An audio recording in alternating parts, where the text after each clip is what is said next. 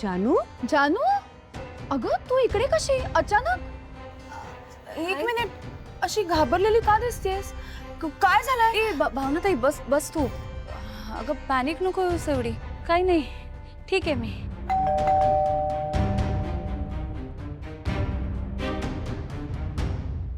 बघते.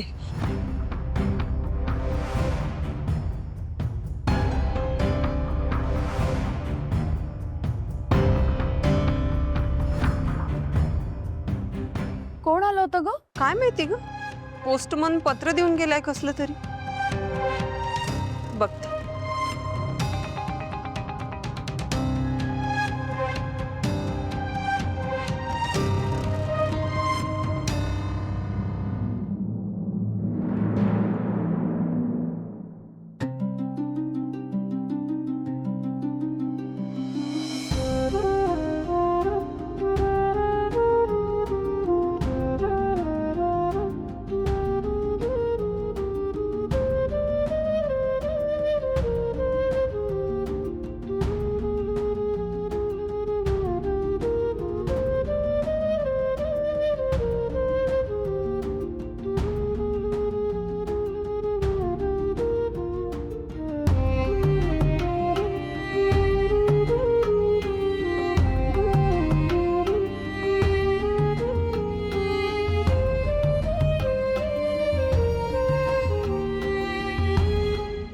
काय झालं? कसलं पत्र आहे?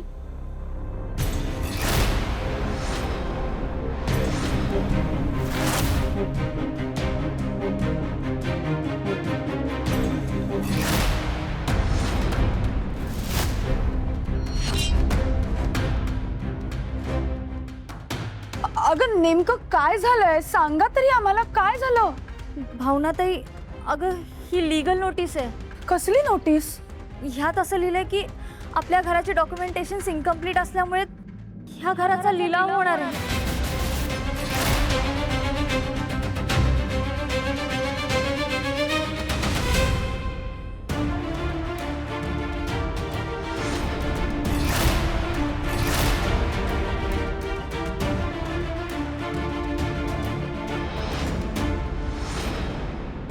हे माझं घर, माझा संसार आणि ही सगळी माझी माणसं आहेत बरं का.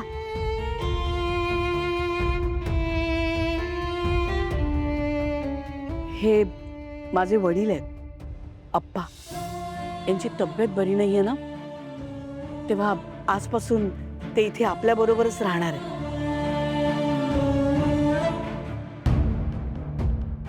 काय झालंय? सगळ्यांचे चेहरे असे काळजीत काय? वीणा, कुणाचं पत्र आलंय?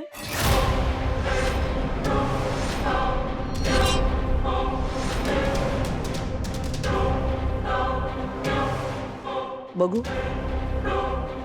आई ते आई, बघू.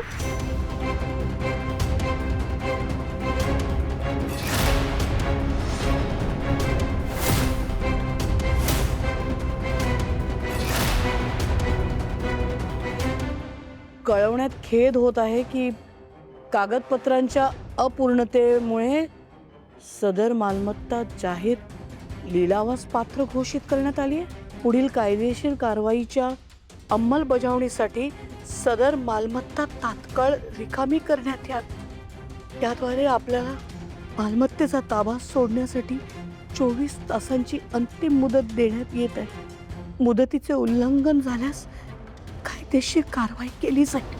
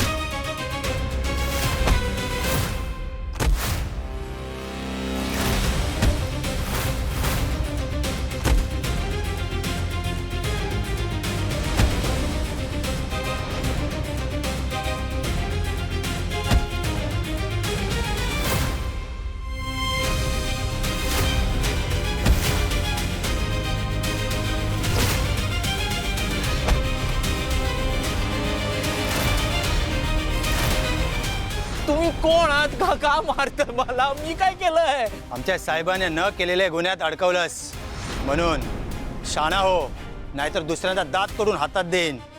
आणि कोण तुझा साहेब? परत देशमुख साहेबांच्या वाट्याला जायची हिम्मत करू नकोस, समजलंस? चल रे. जा, जा, जा. आई ग.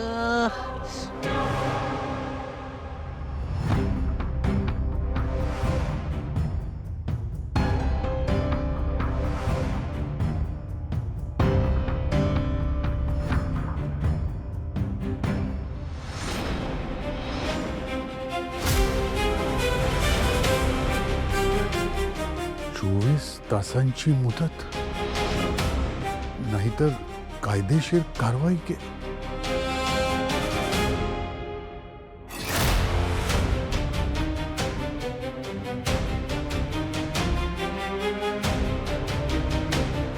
आपण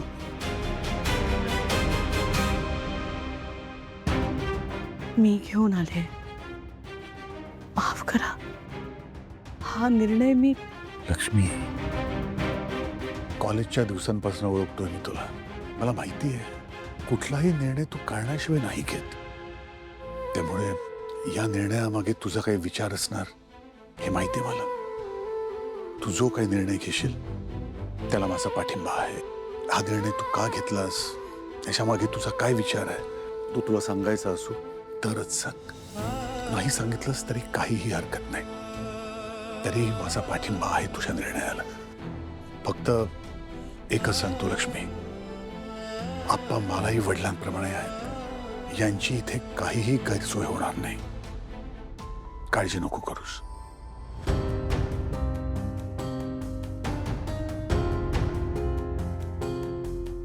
आप्पा,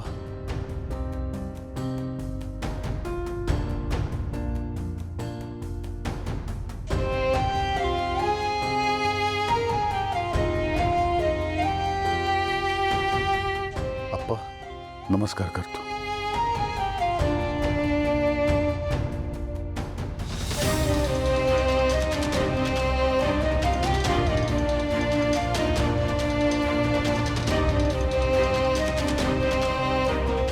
देवा, ही काय वेळ आणली आहे साईबाबांवर.